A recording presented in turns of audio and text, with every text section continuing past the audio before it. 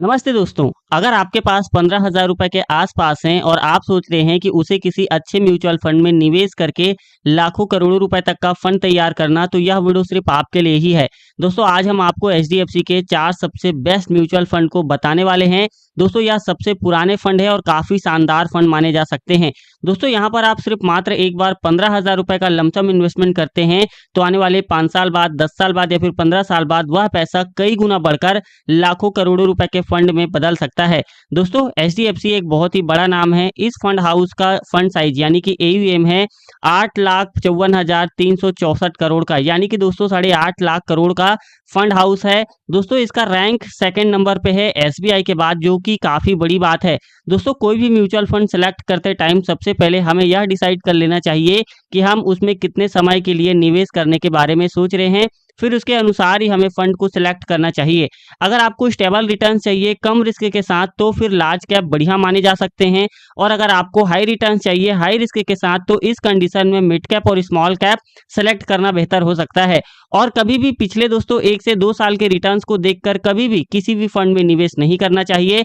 तो दोस्तों, क्या क्वालिटी होनी चाहिए, किन किन चीज़ों को ध्यान में रखकर हमें निवेश करना चाहिए, फंड सेलेक्ट करना चाहिए, आज की इस वीडियो में हम सब कुछ क्लियर करने वाले हैं। दोस्तों, जानने के लिए वीडियो को शुरू से लेकर लास्ट तक जरूर देखना। और यदि आप हमारे चैनल पर नए हैं तो प्लीज चैनल को इमीडिएटली सब्सक्राइब करके बेल आइकन को भी हिट कर देना। दोस्तों, हमारा सबसे पहला फंड है HDFC value fund direct plan growth. दोस्तों, अगर मैं इस फंड के फंड साइज की बात करूं तो दोस्तों वह है 6,588 करोड़ का, मतलब कि दोस्तों अच्छा खासा फंड साइज है।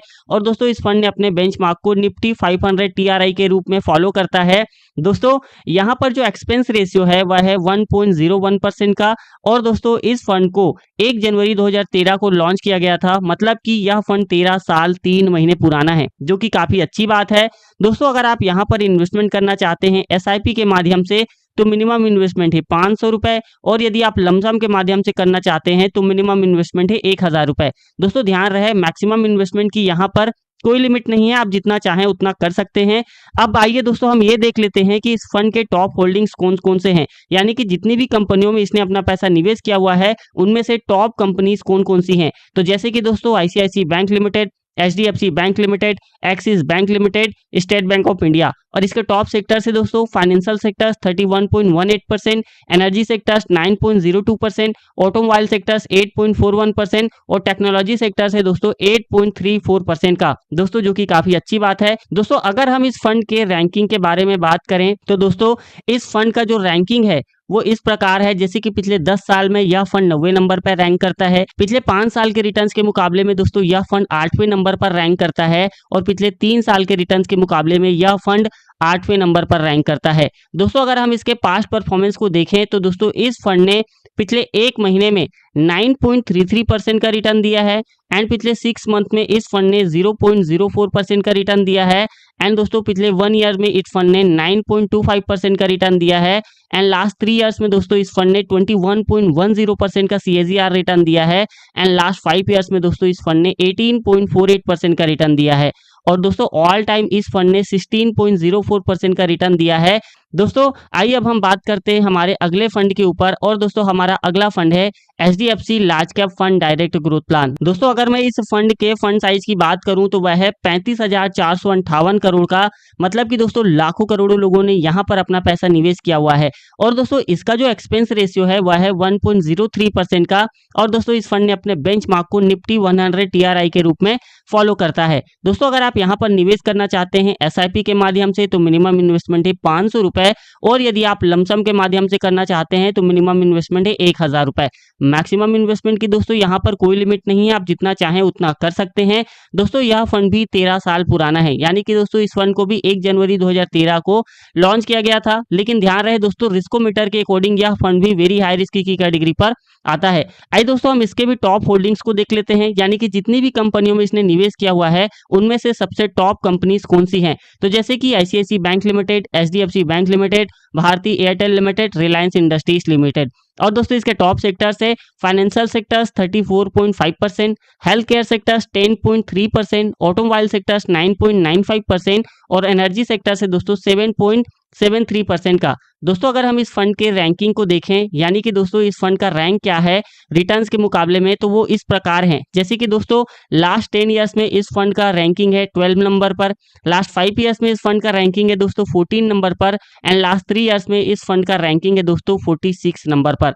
दोस्तों अगर मैं इस फंड के पास्ट परफॉर्मेंस के बारे में बात करूं तो दोस्तों इस फंड ने लास्ट 6 मंथ में -4.15% की गिरावट देखने को मिली है, एंड लास्ट 1 ईयर्स में दोस्तों इस फंड में 1.46% का रिटर्न दिया है, एंड लास्ट 3 ईयर्स में दोस्तों इस फंड ने 14.99% का रिटर्न दिया है, एंड दोस्तों लास्ट 5 ईयर्स में इस फंड ने 15.43% का रिटर्न दिया है, एंड दोस्तों ऑल टाइम इस फंड ने 13.34% का एनुअलाइज रिटर्न अपने इन्वेस्टरों को दिया है। दोस्तों इसकी रेटिंग 5 स्टार की है। दोस्तों आगे हम कैलकुलेशन में कैलकुलेट करके भी बताएंगे कि यदि आप 15,000 रुपए का लमसम इन्वेस्टमेंट करते हैं तो आने वाले 5 साल, 10 साल या फिर 15 साल बाद कितने रुपए तक का फंड तैयार कर सकते हैं। तो वीडियो को एंड तक जरूर देखना, ठीक है। दोस्तों अब हम बात करेंगे HDFC बैलेंस एडवांटेज फंड के बारे में। दोस्तों इसका जो फंड साइज है वो काफी बड़ा है, यानी कि इसका जो फंड साइज है दोस्तों वह है 98,458 करोड़ का, मतलब कि काफी ह्यूज अमाउंट का इसका फंड साइज है। दोस्तों यह फंड भी 13 साल पुराना है। दोस्तों इस फंड ने अपने बेंचमार्क को निफ्टी 50 हाइब्रिड के रूप में फॉलो करता है। अगर आप इस फंड में निवेश करना चाहते हैं SIP के माध्यम से तो मिनिमम इन्वेस्टमेंट है 500 रुपीज, और यदि दोस्तों अगर आप लमसम के माध्यम से निवेश करना चाहते हैं तो मिनिमम इन्वेस्टमेंट है 1,000 रुपए। मैक्सिमम इन्वेस्टमेंट की दोस्तों यहाँ पर कोई लिमिट नहीं है, आप जितना चाहें उतना कर सकते हैं। और दोस्तों इसका जो एक्सपेंस रेशियो है वह है 0.75% का, जो कि काफी अच्छी बात है। फंड एक्सपेंस रेशियो जितना कम होता है उतना ही अच्छा माना जाता है, लेकिन ध्यान रहे दोस्तों रिस्कोमीटर के अकॉर्डिंग यह फंड भी वेरी हाई रिस्क की कैटेगरी पर आता है। आइए एक नजर हम इस फंड के टॉप होल्डिंग्स पर डाल लेते हैं। दोस्तों इसके टॉप होल्डिंग्स हैं ICICI bank limited, HDFC bank limited, Reliance Industries limited, State Bank of India. दोस्तों इसी तरह से इसके टॉप सेक्टर्स है फाइनेंशियल सेक्टर्स 20.93% का, एनर्जी सेक्टर्स 9.77% का, टेक्नोलॉजी सेक्टर्स 5.29% का, और ऑटोमोबाइल सेक्टर्स दोस्तों 5.27% का। आइए दोस्तों एक नजर हम इस फंड के पास्ट परफॉर्मेंस पर भी डाल लेते हैं।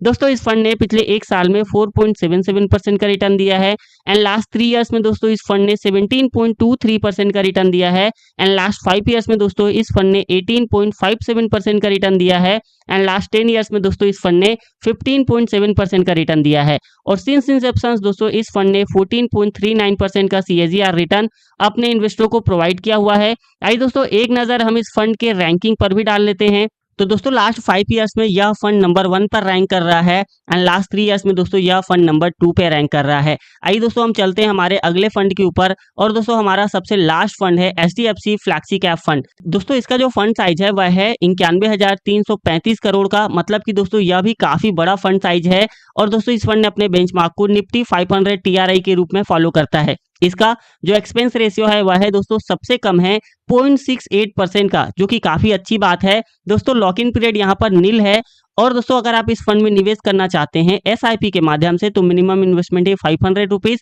और यदि आप लमसम के माध्यम से करना चाहते हैं तो मिनिमम इन्वेस्टमेंट है 1,000 रुपए।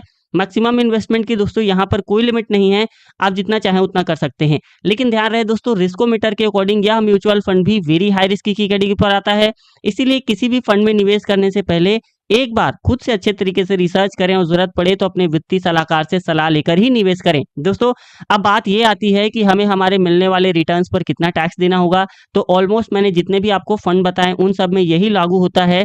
Long term capital gain tax 12.5% देना होगा अगर आपका एक साल का प्रॉफिट 1,25,000 से प्लस हो जाता है तो, और short term capital gain tax 20% देना होगा। दोस्तों आइए एक नजर हम इस फंड के पास्ट परफॉर्मेंस पर डाल लेते हैं। दोस्तों इस फंड ने पिछले एक साल में 5.39% का रिटर्न दिया है, एंड लास्ट 3 ईयर्स में 21.62% का रिटर्न दिया है, एंड लास्ट 5 ईयर्स में 21.71% का रिटर्न दिया है, एंड लास्ट 10 ईयर्स में दोस्तों इस फंड ने 17.34% का CAGR रिटर्न अपने इन्वेस्टरों को प्रोवाइड किया है। दोस्तों इसके टॉप होल्डिंग्स हैं ICICI bank limited, HDFC bank limited, Axis bank limited और स्टेट बैंक ऑफ इंडिया। ठीक है दोस्तों इसके टॉप सेक्टर्स हैं फाइनेंशियल सेक्टर्स 32.41% का, ऑटोमोबाइल सेक्टर्स 11.23% का, हेल्थ केयर सेक्टर्स 10.16% का, एंड सर्विसेज सेक्टर से दोस्तों 7.98% का। दोस्तों आइए अब हम इस फंड के रैंकिंग के बारे में बात कर लेते हैं। दोस्तों लास्ट 10 इयर्स में इस फंड का रैंकिंग है 3 नंबर पर, लास्ट 5 इयर्स में इस फंड का रैंकिंग है 3 नंबर पर एंड लास्ट 3 इयर्स में दोस्तों इस फंड का रैंकिंग है 8 नंबर पर, जो कि काफ़ी अच्छी बात है। दोस्तों ये रहे 4 ऐसे शानदार फंड जिन्हें आप लमसम के लिए चूज़ कर सकते हैं या फिर एसआईपी के लिए चूज़ कर सकते हैं। आइए दोस्तों अब हम चलते हैं हमारे कैलकुलेटर पर और आपको कैलकुलेट करके बताते हैं कि यदि आपने मात्र 15,000 रुपए का लमसम इन्वेस्टमेंट किया तो आने वाले समय में आप कितने रुपए तक का फंड तैयार कर सकते हैं। दोस्तों यहाँ पर हम एक्सपेक्टेड रिटर्न्स को 15% लेकर चलते हैं ओवरऑल, ठीक है। दोस्तों ये वीडियो सिर्फ एजुकेशन पर्पस के लिए है, ये कोई भी फाइनेंशियल एडवाइस नहीं है, ठीक है जी। तो दोस्तों अगर आपने 5 सालों के लिए 15,000 रुपए लमसम इन्वेस्टमेंट किया तो एस्टिमेटेड रिटर्न्स हो सकता है 15,170 रुपए के आसपास और लगभग फाइनल पैसे की वैल्यू हो सकती है 30,170 रुपए के आसपास, ठीक है। अगर आपने 10 सालों के लिए किया तो एस्टिमेटेड रिटर्न्स हो सकता है 45,683 रुपए के आसपास और लगभग फाइनल पैसे की वैल्यू हो सकती है 60,683 रुपए के आसपास। अगर आपने 15 सालों के लिए किया तो एस्टिमेटेड रिटर्न्स हो सकता है 1,07,056 रुपए के आसपास और लगभग फाइनल पैसे की वैल्यू हो सकती है 1,22,056 रुपए के आसपास। 20 सालों के लिए किया तो एस्टिमेटेड रिटर्न्स हो सकता है 2,30,498 रुपए के आसपास और लगभग फाइनल पैसे की वैल्यू हो सकती है 2,45,498 रुपए के आसपास। 25 सालों के लिए किया तो दोस्तों एस्टिमेटेड रिटर्न्स हो सकता है 4,78,784 रुपए के आसपास और लगभग फाइनल पैसे की वैल्यू हो सकती है 4,93,784 रुपए के आसपास। अगर आपने 30 सालों के लिए किया तो एस्टिमेटेड रिटर्न्स हो सकता है 9,78,177 रुपए के आसपास और लगभग फाइनल पैसे की वैल्यू हो सकती है 9,93,177 रुपए के आसपास। दोस्तों अगर आपने 35 सालों के लिए किया तो एस्टिमेटेड रिटर्न्स हो सकता है 19,82,633 रुपए के आसपास और लगभग फाइनल पैसे की वैल्यू हो सकती है 19,97,633 रुपए के आसपास। अब दोस्तों अगर आपने 40 सालों के लिए होल्ड करके छोड़ दिया तो आप लगभग 40 लाख रुपए के आसपास एक फंड तैयार कर सकते हैं। अब दोस्तों इस वीडियो में मैंने आपको जो भी कैलकुलेशन बताए हैं वे पास्ट परफॉर्मेंस के बेसिस में बताए हैं। भविष्य में ये जो रिटर्न्स है वो कम भी हो सकते हैं और ज़्यादा भी हो सकते हैं, इसकी यहाँ पर कोई गारंटी नहीं है। दोस्तों इसी तरह से मैंने मेरे इस वीडियो के अंदर समझाया है टॉप 3 एसबीआई फंड्स के बारे में, तो आप उस वीडियो को क्लिक करके देख सकते हैं। दोस्तों ये वीडियो सिर्फ एजुकेशन पर्पस के लिए है। इस वीडियो में बताए गए रिटर्न्स अनुमानित हैं, ये कोई भी फिक्स रिटर्न नहीं है। म्यूचुअल फंड निवेश बाजार जोखिमों के अधीन है, रिटर्न की कोई गारंटी नहीं है। निवेश करने से पहले कृपया अपने वित्तीय सलाहकार से सलाह लें, तब जाकर ही किसी भी म्यूचुअल फंड में इन्वेस्ट करें।